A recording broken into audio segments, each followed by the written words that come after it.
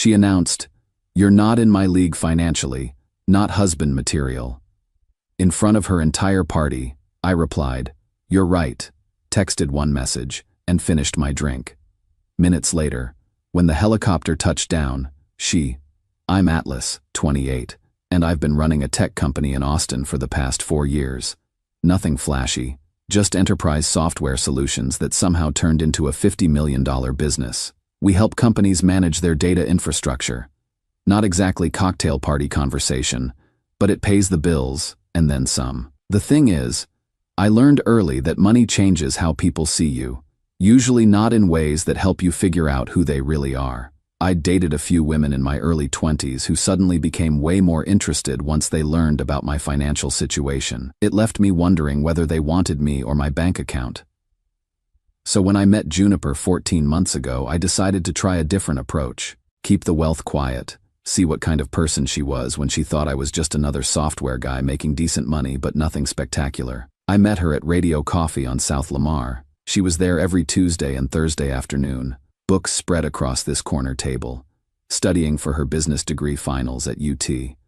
I'd been going there for months, working on my laptop, and we'd made eye contact a few times. Finally worked up the nerve to ask if she needed a coffee refill. She was gorgeous, obviously, but also sharp as hell. We talked for 3 hours that first afternoon about everything from Austin's growth problems to her family's history in the city. Her great-grandfather had been some cattle baron back in the day, and her family still had serious money. Old Austin money, the kind that comes with social expectations and country club memberships. From day one, I could tell she was trying to figure out my financial situation. Not in a gold digger way, exactly, but like someone who'd grown up around wealth and was accustomed to categorizing people by their economic status. When I picked her up for our first real date in my Toyota Camry, I saw her glance at it with this subtle expression I couldn't quite read. "Nice car," she said, but the tone suggested she was being polite. I'd deliberately chosen the Camry over the BMW sitting in my garage at home. Wanted to see how she'd react to dating someone who appeared to be solidly middle class rather than wealthy. Over the next few months, I got a masterclass in how people from old money families view economic differences. Never mean about it, never directly insulting, but there were constant little comments and suggestions that revealed her mindset. "There's this amazing restaurant in Westlake, but it's probably pretty expensive," she'd say when suggesting dinner plans. "My dad might be able to introduce you to some people in tech who could help with your career," she'd offer, assuming I needed networking assistance. "I love that you're so practical about money," she said once after I suggested we split an expensive dinner bill. Most guys try to impress me by spending way more than they can afford. Her family was polite but distant when I met them. Her parents, Victoria and Hamilton, treated me like a pleasant enough young man who was clearly temporary. They'd ask basic questions about my work, nod politely when I explained what my company did, then change the subject to topics they found more interesting. Her Uncle Sterling was the worst.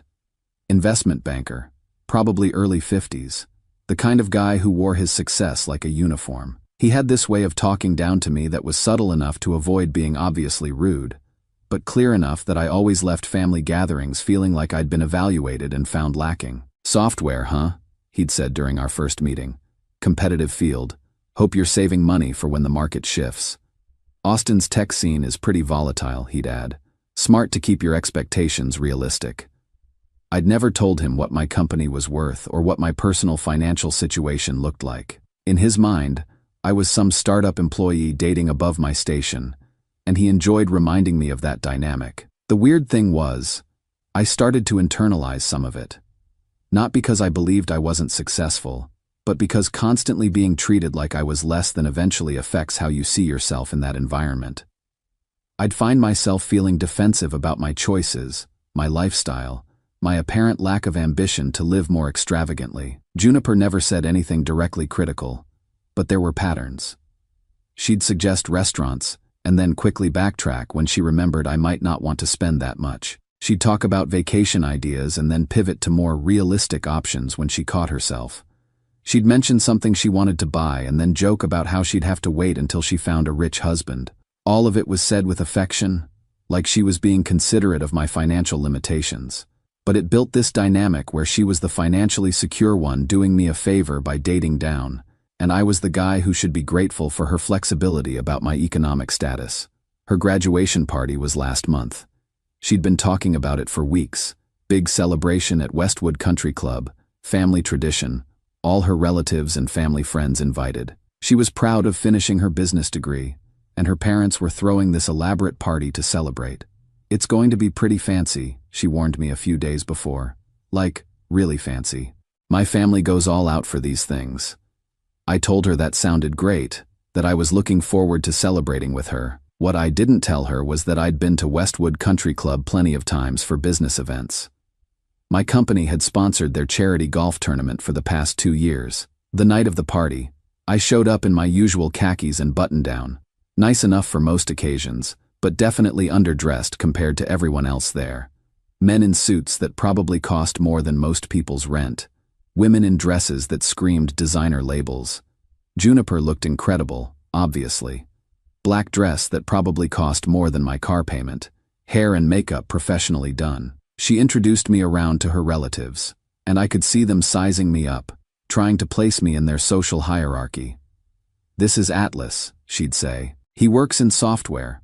Not he runs a company, or he's an entrepreneur. Just, he works in software, like I was someone's employee rather than someone's boss." The party was everything you'd expect from old money Austin families. Catered dinner with multiple courses, open bar with top-shelf everything, live music from some local jazz quartet. Probably cost more than most people make in a year. I spent the first hour making small talk with her relatives, most of whom seemed pleasant enough but clearly weren't particularly interested in getting to know me. The conversations were polite but surface level, the kind of interaction you have with someone you expect to never see again. Sterling held court near the bar, telling stories about his latest investment successes to anyone who'd listen. When he spotted me, he waved me over with this patronizing smile. "Atlas, good to see you again. How's the software business treating you?" "Can't complain," I said, staying busy. "That's the spirit. Keep grinding. Maybe you'll work your way up to management eventually." A few of his friends chuckled at that, like the idea of me advancing beyond my current station was mildly amusing. "Economy's tough for young people these days," Sterling continued. "Important to have realistic expectations about what kind of lifestyle you can afford." I nodded politely, but something about the way he said it felt different than usual. More pointed, more public. Like he was establishing something for the benefit of the group. That's when things started to shift. Juniper had been drinking steadily throughout the evening, getting more animated and confident as the night went on. Around 10 o'clock, I was standing near the bar talking to one of her cousins about Austin's startup scene when she approached us. "Atlas," she said, her voice carrying in a way that made nearby conversations pause. "I think we need to talk." The tone was wrong, public breakup wrong. I could feel people starting to pay attention. "I've been thinking about us, about our future, and I just don't think this is working anymore." More conversations were stopping now. Her family members were turning to watch what was happening. "We're in different places financially. We have different goals, different expectations about life." She was louder now, either from the alcohol or from wanting an audience for whatever point she was trying to make. "I need to be with someone who can match my ambition, who can provide the kind of life I want to build." The humiliation was intentional. She wasn't just breaking up with me, she was doing it publicly, in front of her entire family, making sure everyone understood that I wasn't good enough for her standards. "Good luck affording dinner without my dad's help," she added, which got a few uncomfortable laughs from her cousins. The cruelty of that comment hit me like a truck. Not just the words, but the fact that she'd said them in front of people, like my financial limitations were entertainment for her family. That's when Sterling walked over, clearly enjoying the show. "Don't take it too hard, son," he said with this patronizing smile that I'd grown to hate over the past year. "Juniper's got standards to maintain. Family expectations, you understand." He was playing to the crowd now, and they were eating it up. "I'm sure you'll find someone more suitable to your situation," he continued. "Maybe in a few years, when you've gotten your career more established, you can try dating in this league again." The whole circle of family members was watching this humiliation like it was dinner theater. "Besides," Sterling added, his voice carrying across the room now. "You'll probably be begging to be let back in once you realize what you're losing." That's when something clicked for me. Not anger, exactly, but this crystal clear moment of understanding. These people had spent 14 months evaluating me, finding me lacking, and now they were publicly celebrating my inadequacy. I pulled out my phone and made one call. "Kai? Yeah. I need pickup from Westwood Country Club. 30 minutes. I put the phone away and looked at Sterling, then at Juniper, then at the circle of family members who were still watching this unfold like entertainment. "I appreciate the advice about knowing my league," I said calmly. Then I walked to the bar, ordered a whiskey, and waited. The next 28 minutes were the longest of the evening. I could feel people watching me, probably wondering what I was doing, why I wasn't leaving in embarrassment like they expected. Juniper tried to approach me a couple times, but I wasn't interested in extending the conversation. Then you could hear it before you could see it. The distinctive sound of helicopter rotors, getting louder as it approached the country club. Conversations started to die down as people tried to figure out what was happening. The helicopter landed in the field adjacent to the country club, rotors still spinning. Corporate helicopter, sleek as hell, with Reeves Dynamics printed in large letters on both sides. My company logo, visible to everyone at the party. The entire event had gone silent. Everyone was staring out the windows, trying to process what they were seeing. I finished my whiskey, left a 20 on the bar, and started walking toward the exit. "Atlas," Juniper called behind me, but I didn't turn around. "Wait," she called again, but the helicopter noise was getting louder as I approached it. As I climbed into the passenger seat, I could see the entire party clustered at the windows of the country club, phones out, probably Googling Reeves Dynamics, and realizing that the guy they'd just spent an hour humiliating was worth more money than most of their trust funds combined. Sometimes the best response to being told you don't belong somewhere is proving that you never needed to be there in the first place. Update 1. Kai texted me the next morning with updates from his girlfriend who works events at the country club. Apparently, the party turned into complete chaos after I left. The first thing that happened was everyone started Googling my company. Reeves Dynamics isn't exactly a household name outside tech circles, but we're pretty well established in enterprise software. When the party guests started finding articles about our recent Series C funding round and my profile in Austin Business Journal's 40 Under 40 list, the energy in the room completely shifted.